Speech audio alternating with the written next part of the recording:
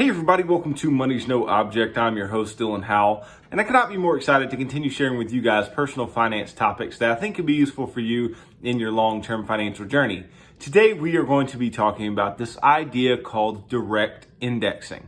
And you've heard me talk about investing in index funds. You've heard me talk about buying mutual funds and ETFs and all these different types of things on this show. But something that I have not talked about is this idea of direct indexing. So we're going to talk about some pros, cons, whether it's even possible for you and your portfolio, and then exactly how it works and how it may, compare to just basic index investing, ETF investing, mutual fund investing, things like that, and whether or not you should put it into your own financial plan. So stick around for a discussion of all that and more in today's episode. Before we get started though, if you could go down below, hit the big red subscribe button, like this video, leave me any feedback in the comments down below, and I'll be sure to respond to anything you leave down there. If you're listening on Apple or Spotify podcasts, be sure to subscribe and leave me a review on either one of those platforms. Follow me on social media at MNO with Dylan. And that's really good supplemental materials to all the things I'm putting out in these long form episodes on YouTube and the podcast every single day.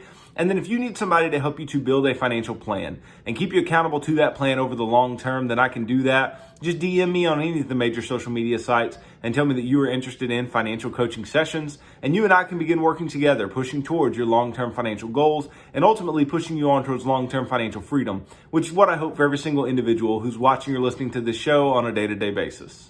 Now, there's this growing trend, and this trend is called direct indexing, right? And I personally do not do this, okay? And it's not that I don't do this because I don't like the idea. It's just I don't do it, right? And doing this requires a lot of thought. In the vast majority of cases, it does require the use of a financial advisor. So if you have a financial advisor that works for you, right, then they can help you to implement something like this. But it is not easy to implement, and it is especially not easy to implement on your own. This is why I talk all the time about investing in index funds and investing in ETFs and mutual funds that track indexes, because it's easy to do on your own, right? It's easy to go and buy an S&P 500 ETF, the VOO, the SPY, any of them, right? It's easy to go buy an index mutual fund. It's easy to do these things, right? But it's not as easy when we're trying to index and yet make our own choices about what we may want to put in or leave out of that particular index, and how tax efficient we want to be within our own indexing strategy, right? And that's where direct indexing kind of comes into play, right? So I ran across this article, CNBC article. You guys know how I love CNBC. And it says, should you consider direct indexing in 2022? Here's what to know. So I'm going to go through this article, provide my, information, my thoughts along the way. And then hopefully you can take something away from today about direct indexing, and maybe, just maybe, you can either apply it now or eventually apply it to your own portfolio. So there's a growing trend known as direct indexing, which is buying the stocks of an index rather than owning a mutual or exchange-traded fund. And this is for goals like tax efficiency or values-based investing. So let's just stop right there, right? We're saying here, instead of owning an entire index, right? Buying the index fund itself, buying the mutual fund that tracks the index or the ETF that tracks the index. What we're saying here is that you buy the stocks within the index. And this can allow you to do a few things, right? You can leave out what you may want to leave out, the stocks that you may not want to be invested in, or you can put in what you want to put in. And you can control the buying and selling of the individual securities, right? So this can impact your tax efficiency. It can impact what you think about investing based on your values, right? Now, while direct indexing is traditionally used by ultra high net worth investors, right? Companies like Morgan Stanley, BlackRock, JP Morgan Chase, Vanguard, Franklin Templeton, and Charles Schwab are betting on broader access, right? And I wouldn't just bring this to you guys if I thought that it couldn't be done by anybody but the ultra high net worth, because they're not watching this show. right? They've got this thing figured out, this money thing, this investing thing, but I want you to be aware of it, because if there is broader access, then you can go ahead and do the things that you want to do and employ such a strategy if you think it may work for you. Now, I believe there'll be more competition in marketing of direct indexing in 2022, said CFP Renee Brewer, co-CEO at Smith Brewer Advisors in Colorado Springs, Colorado. And it may reach an estimated $1.5 trillion of assets under management by 2025, according to a report from Morgan Stanley and Oliver Wyman, up from $350 billion in 2020. So that's quite the jump from 2020 to 2025 that's expected. People want a little more control over what they're invested in, said Michael Whitman, a CFP and managing partner of Millennium Planning in Pittsboro, North Carolina. And when you buy into a mutual fund or ETF, you're at the mercy of the manager. Now, again, let's pause for a second. Let's talk about this, right? When you purchase an ETF, right? Let's say, especially if it's active, right? If you purchase an ETF or a mutual fund, you are at the mercy of what the manager chooses to do within that mutual fund or ETF, right? If you own the ARK ETFs, you are at the mercy of the investment decisions of Kathy Wood and her team, right? 100%. And there's nothing wrong with that. But if you don't agree with what's going on with the particular index or the particular actively managed fund, whatever, right? If you don't agree exactly with what they're doing and you would like to make minor changes, too bad, you can't, right? Too bad, you can't do anything about it if you just try to buy shares of that particular mutual fund or ETF. But direct indexing tries to fix that problem, at least in some way, right? Tries to at least fix it in a way that will allow them to, investors to do things that they think are more suited towards their own investing styles. And I think that this particular idea of direct indexing speaks a lot towards suitability. And anybody who has worked with a financial advisor, was a financial advisor, is a financial advisor, should understand the idea of suitability. And we, as investors, should understand suitability, right? Suitability basically means what's right for you, right? Not what may work or what may be something good to invest in. Because I've showed multiple times, it's perfectly fine to invest in the S&P 500 over a long period of time, right? But is it suitable based on your tax situation? Is it suitable based on the values that you have and the way that you think about investing? Is it suitable, right? And if the answer is no, then we have to find some other alternative for you in your investing life. And maybe, just maybe, direct indexing helps to fill that gap. Now, here's how it works. Financial advisors, they buy a representative share of an index stocks and rebalance over time, typically in a taxable brokerage account. Direct indexing generally works best for bigger portfolios because it may be costly to own an entire index, right? Because think about the way that an index is created. So let's just say the S&P 500, right? The S&P 500, you have different weights based on the market capitalization of the companies in the index, right?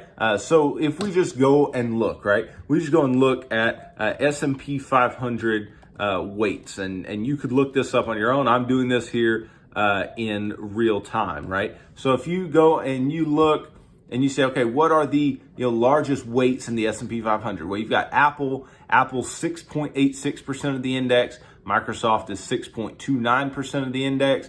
Amazon 3.64. Then you got Alphabet, Tesla, Alphabet Class C, Meta, or Facebook, as many of us still call it, right?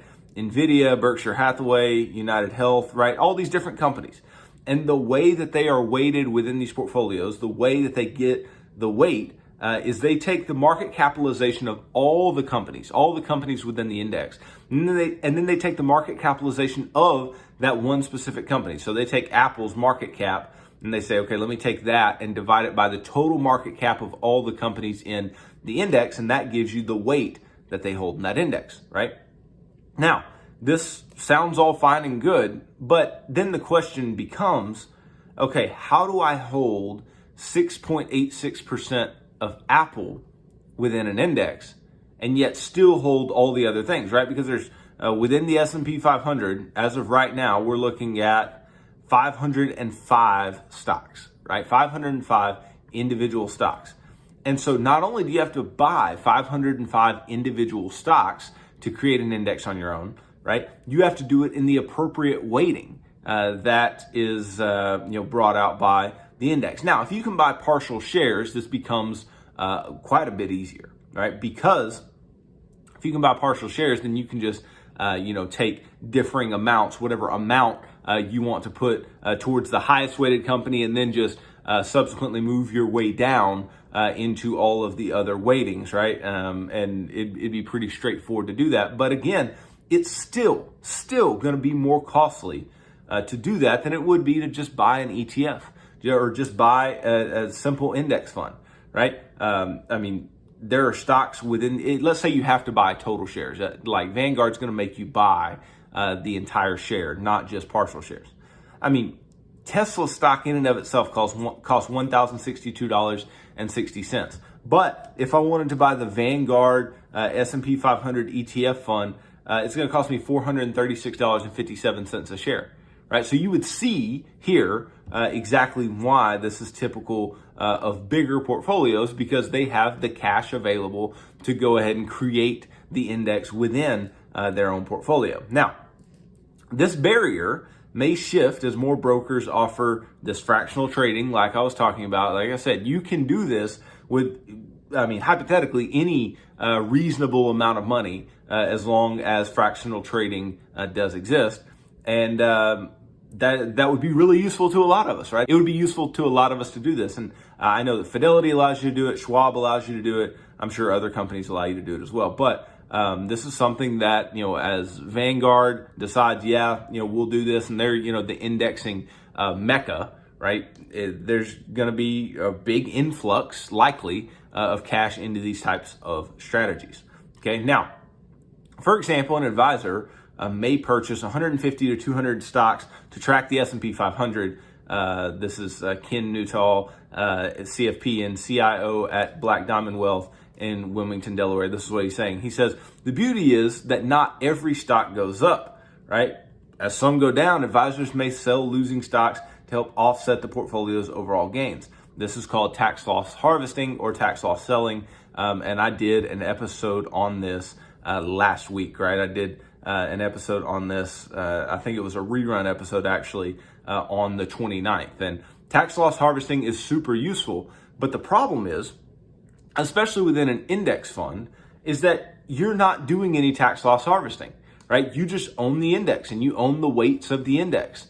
So there is no harvesting the tax losses. But if you own everything within the index, all the individual securities, and some go down, you can harvest the losses, right? And you can juxtapose those with your gains and decrease your tax liability. That's why a strategy like this is more useful when we're talking about tax efficiency within a taxable brokerage account, because as you guys know, within a 401k, within an IRA, within any type of tax advantaged account, your taxes are either going to be deferred or it's going to be tax free on the growth.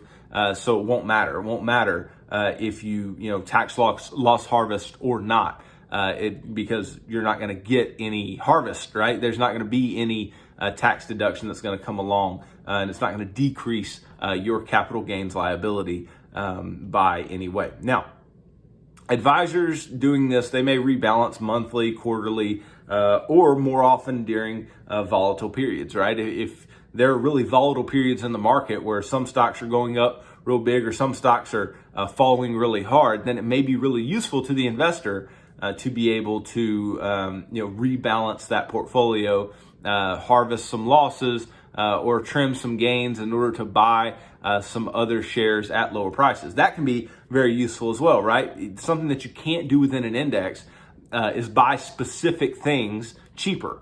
But by nature, when you rebalance, what do? When you rebalance, you are selling winners and buying losers, basically, right? And in the short term, if you have a bunch of quality companies that have been losers, and then you've got some companies that have been winners, you can reallocate and you can rebalance into some of the losers that may, over the long term, become winners.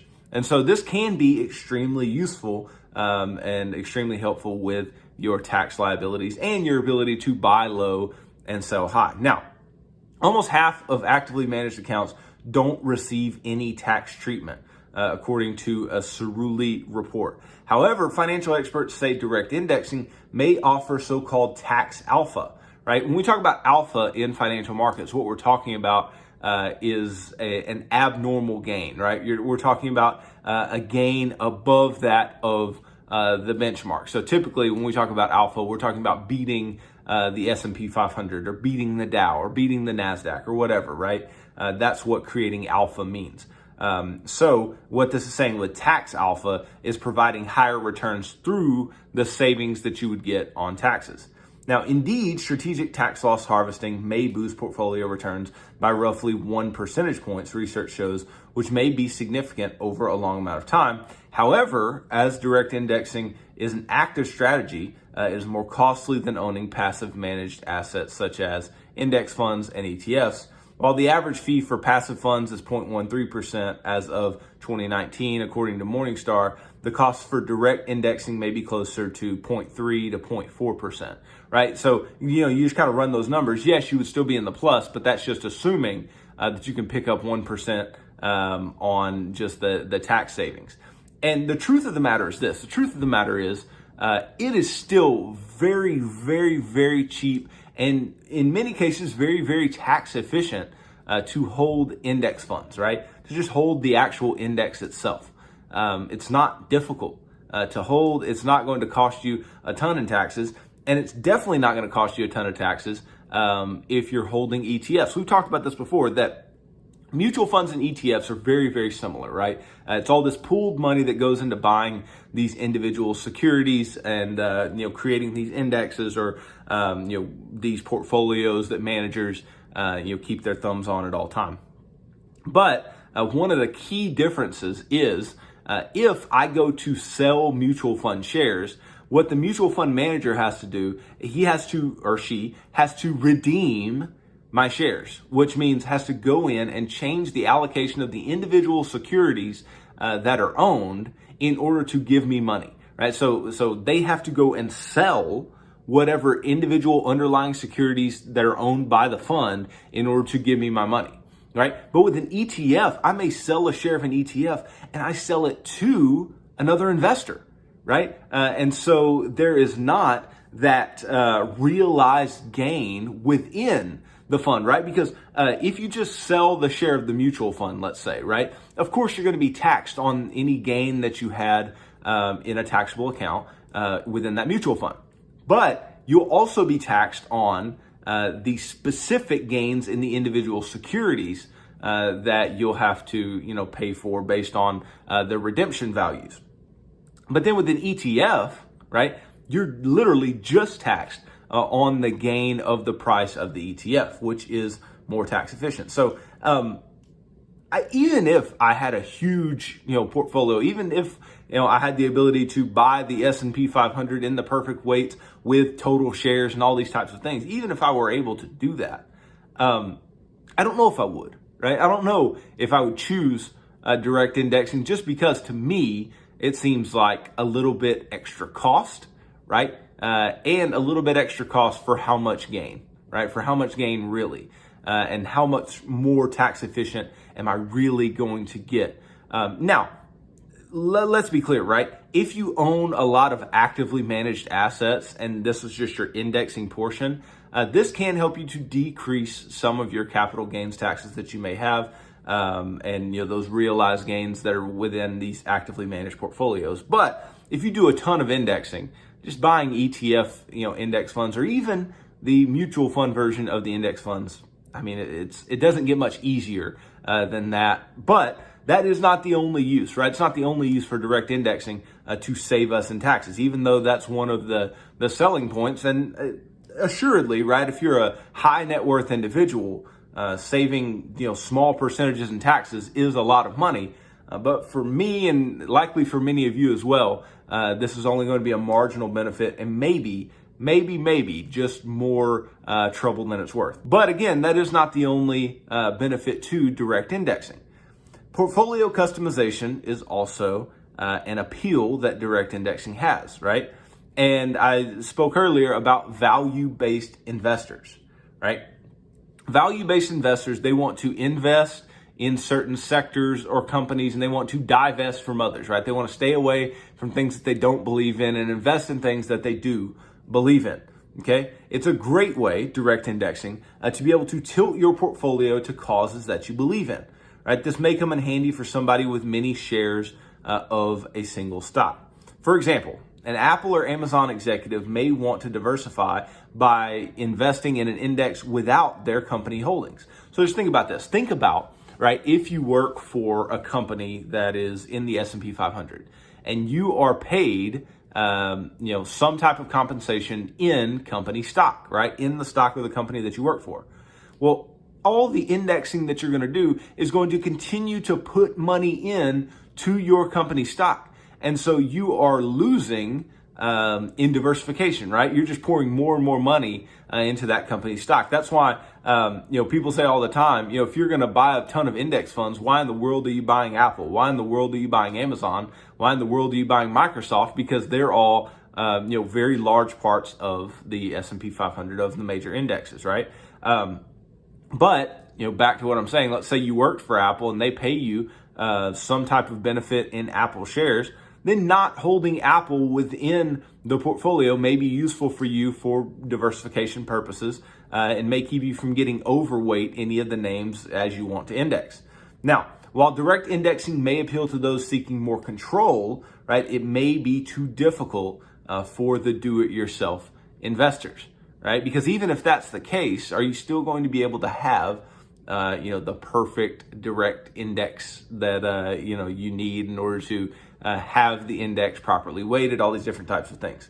Now, direct indexing can allow us to cherry pick these stocks, right? Cherry pick the stocks that you want to invest in and the ones that you don't. But this is my thought on that. My thought on that is that, the whole point of the index, the whole point of mutual fund investing, at its core, but especially indexes, is that you're diversified, right? Is that it's low cost diversification, and it's our ability to track an entire market. And when you begin cherry picking, right, and you begin saying, well, I want to hold this company and not this company. And I'm not talking about the example I just gave, right, where you already own the one company stock. That makes sense because you already own the other company stock, right? But let's say you didn't, and you're just cherry picking based on things that you like and things that you don't. That is really not an indexing, strategy at all. What it really is an active strategy, right? It is a strategy that is you choosing what you want to invest in. And yes, you'll likely remain diversified, right? But your portfolio is not guaranteed to move in the same way as the index does, right? If, let's say, you take the S&P 500 and those 505 companies, and let's say you narrowed it down to 100 or 150 that you wanted to invest in, right? Maybe that 100 and 150, whatever, right? Based on whatever criteria you chose, it could outperform the market 100%, right? But it could underperform the market as well. And so that's something that we need to keep in mind. We need to think about and be very thoughtful of, because not only would it be a case where you may underperform, but you may be holding higher weights based on the fact that you're buying fewer stocks of some of these companies than the index requires. And so they'll have higher weights on your returns, right? So ultimately, I don't know if it's always smart to be messing with an index, right? These indexes are put together by smart people. They're put together by the size of the company, the profitability of the company, the positive fundamentals of these companies. They get put into indexes. But I understand the whole thought process of, morally, I don't want to invest in this, or morally, I don't want to invest in that.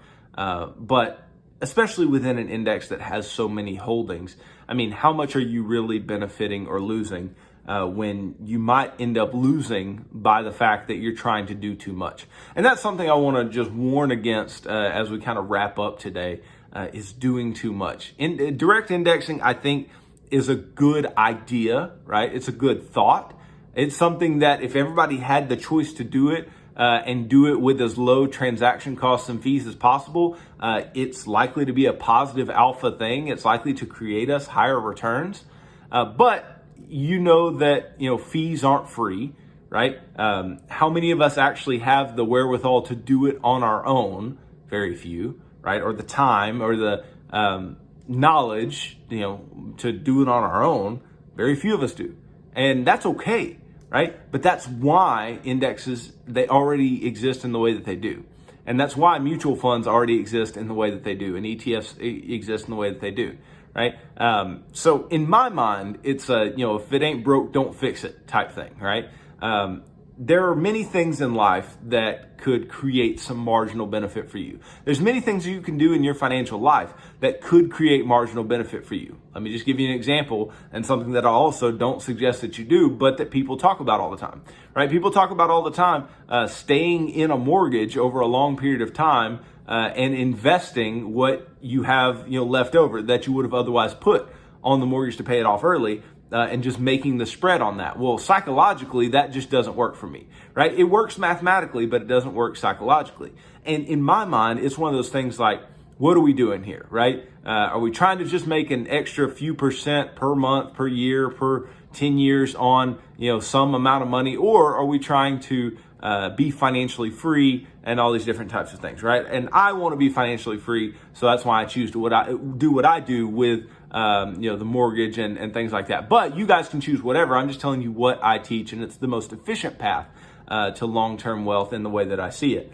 But that's an example of us doing too much, right? It's an example of us wanting to pick up even the smallest little benefit from not doing something else in our financial life that is pretty easy to do, right? And that is pretty straightforward and thoughtful to do. It's thoughtful to get out of debt, just like it's thoughtful to keep our investing simple and not have to worry about paying an advisor if we don't have to. Because think about it's not just the difference in indexing and direct indexing. It's the difference between I have this money in ETFs and mutual funds and I invest it on my own and I don't pay any fees other than my expense ratios, which are very small because it's indexes, versus let me get a financial advisor and let me pay the cost of direct indexing. So we're talking probably this, over 1.5% in fees that you wouldn't have had to pay otherwise, just because you're trying to do things